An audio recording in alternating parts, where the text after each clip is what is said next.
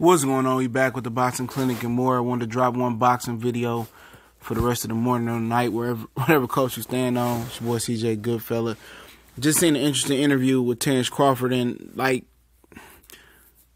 the title just was misleading, man. Basically said that from Fight Hub, shout out to them, but they had a shitty ass title. Basically said that trying to catch people's attention, said that Terence Crawford didn't know if Errol Spence was going to emerge as an elite fighter from the other side, the PBC side. And he wasn't saying that. He said you never know basically what can happen tomorrow, just like what I say. You don't know what can happen tomorrow.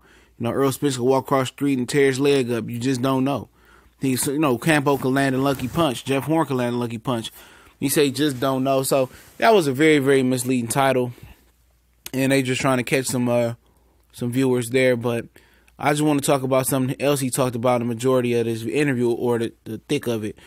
And it was about sending the fighters over to the respective networks.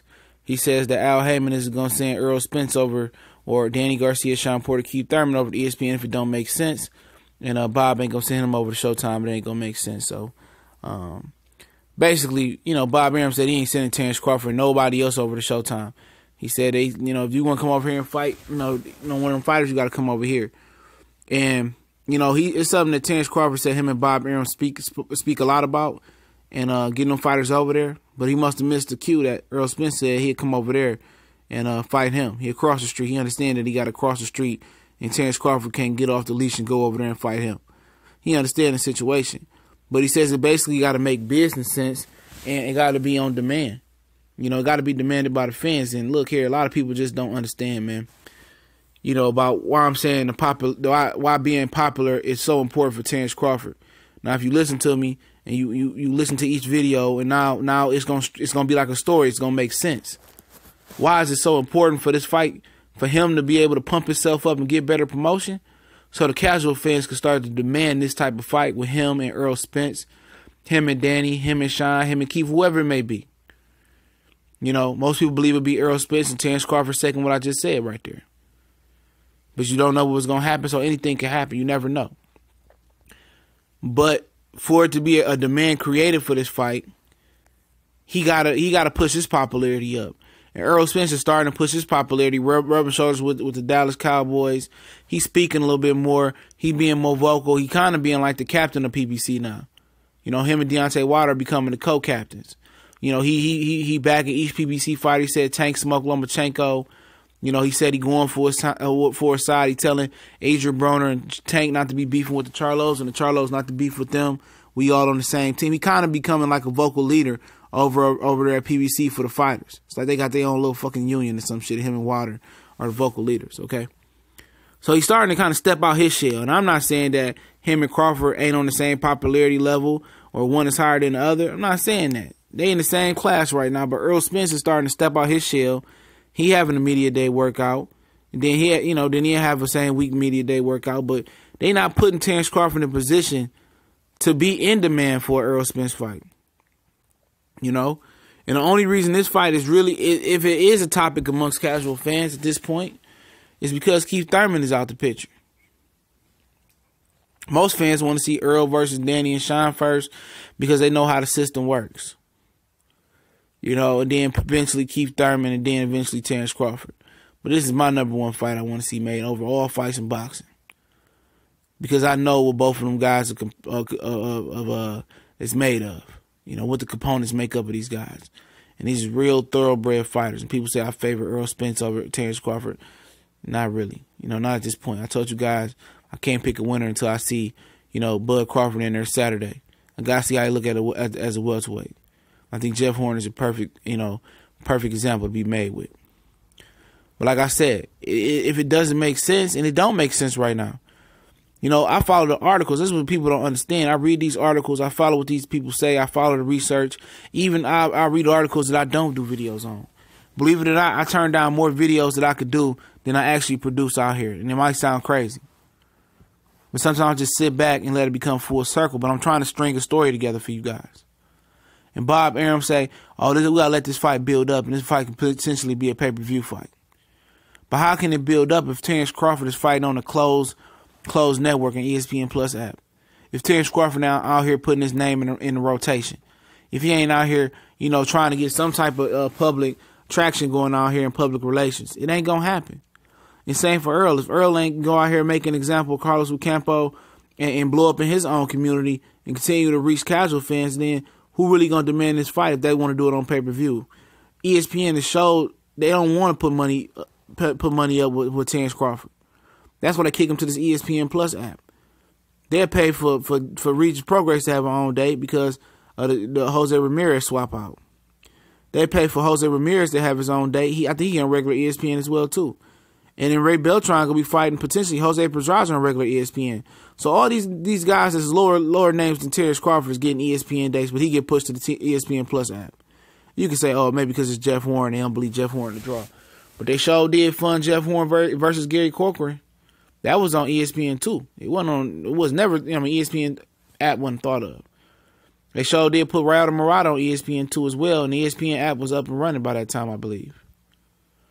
You know? So you just look at how they treat him, man. It's like they don't want him to be a star, and they don't want him to go over there and mess with none of the PBC stars. He gonna fight that the other guy, the Ingus Klimov, got on his thing. He ranked like number 4 in the WBO, excuse me. He might fight Jose Benavidez. He on his undercard. The Damas kid that just fought on the other undercard, you know, on the Lomachenko undercard, you know, with Linares. You know, they don't want, you know, Terence Crawford to go over there. And Terence Crawford did mention that he fought 2 Al Heyman fighters, and that was John Molina and Felix Diaz. But it's different when you're talking about the big guns. Those are pawns in the game. HBO don't fuck with Al Heyman, but they fuck with Dominic Wade, and he went over to HBO.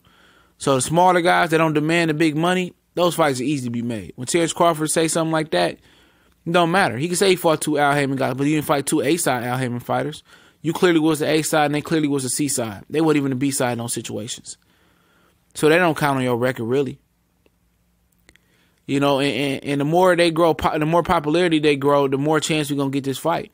And from now to whenever Errol Spence can get Danny and Deshaun Porter winner and get Keith Thurman winner in the ring and all the Keith Thurman, the sooner he can get that happen, you know, this fight can happen. The sooner, you know, Terence Crawford do what he got to do. Because Terence Crawford ain't got nobody to fight over there. They reached out to Amir Khan, and I don't think Eddie Hearn was that, you know, he wasn't intrigued with that. He gonna fight Adamas, the other Ukrainian guy, that Igor Skimov guy, the Ingus guy, whatever his name is. He gonna be fighting Jose Benavidez, guys like that. You know, but at the end of the day, I mean, do your popularity grow from shit like that? No. But he on ESPN, so if they can get him on regular ESPN, he'll get popularity, he'll get clout there. You know, but at the end of the day, you know, they're not gonna make this fight unless it makes sense, unless it's at a certain dollar point.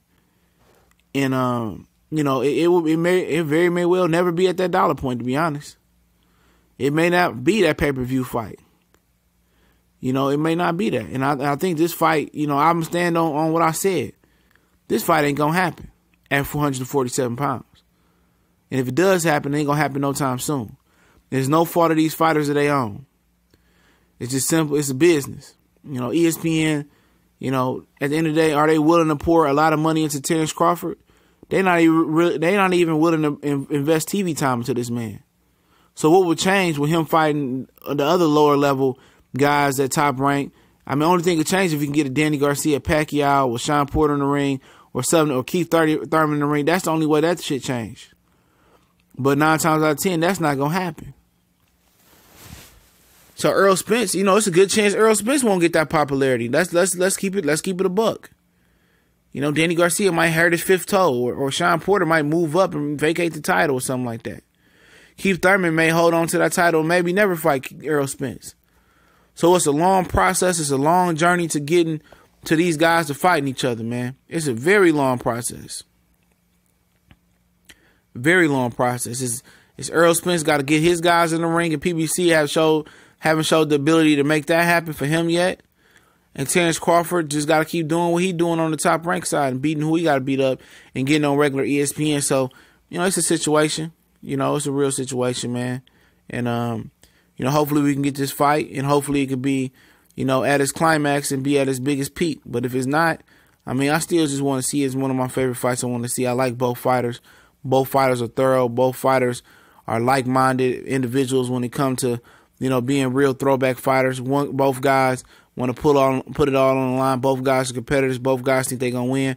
Both guys are confident, and both guys got that nice killer, instinct demeanor, man. They both kind of, real down to earth, but they about business. They let them hands do the talking. But, to go to that next level and get this fight happening, we got to get their PR up. They got to get their public relations, get their marketing skills up so we can have this fight and it can make the dollars and it can make the sense. For real, but it's TBC and more. Y'all know what it is. We gone.